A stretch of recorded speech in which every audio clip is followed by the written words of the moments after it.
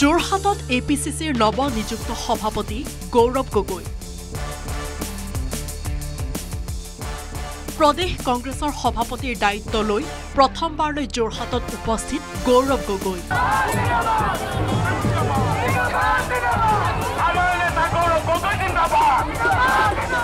ৰৰৈয়া বিমান বন্দৰত গৌৰৱ গগৈৰ পুষ্প আদৰণি দলীয় নেতা কৰ্মীসহ শ শ লোকৰ।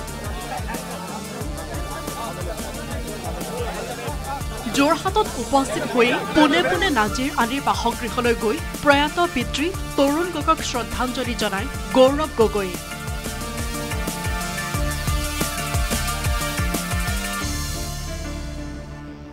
ইয়াৰ পিছতে যোৰহাট ষ্টেডিয়ামত সমবেত জনসাধাৰণক কৃতজ্ঞতা জ্ঞাপন কৰি প্ৰদান কৰে ভাষণ।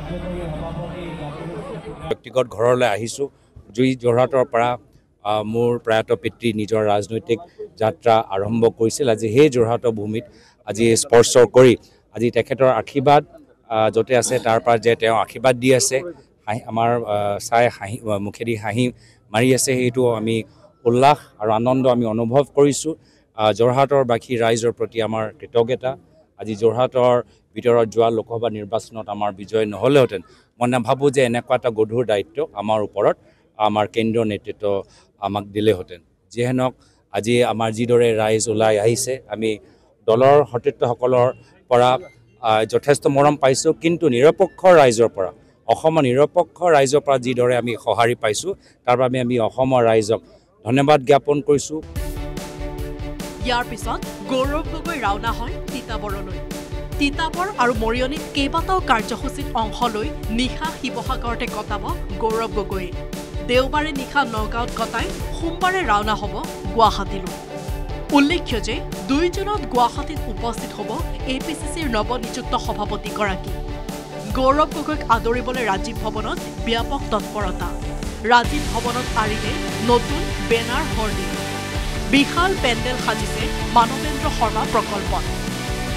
3 জুনত গুৱাহাটীত গৌৰৱ গগৈৰ বাবে আয়োজন কেন্দ্ৰীয় সম্বৰ্ধনা অনুষ্ঠান। এটা নতুন যাত্ৰা সমগ্ৰ অসমত। এই যাত্ৰাই অনাগত সময়ত ভাৰতীয় জাতীয় কংগ্ৰেছক এক শিখৰত উপনীত কৰিব আৰু শক্তিশালী কৰিব। আৰু গৌৰৱ গগৈৰ নেতৃত্বত সমগ্ৰ অসমত জনসাধাৰণৰ হকে, দহৰ হকে, গৰীব জনতাৰ হকে গৌৰৱ গগৈ অনাগত সময়ত এক শক্তিশালী নেতৃত্ব হিচাপে পৰিগণিত।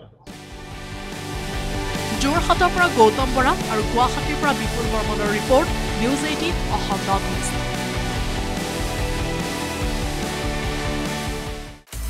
আপুনি বিচৰা বাতৰি পাব কেৱল নিউজ 18 এপত। নিউজ 18 এপ ডাউনলোড কৰিবলৈ স্কেন কৰক এই QR কোড। গুগল প্লে ষ্টৰতো পাব এই নিউজ 18 এপ।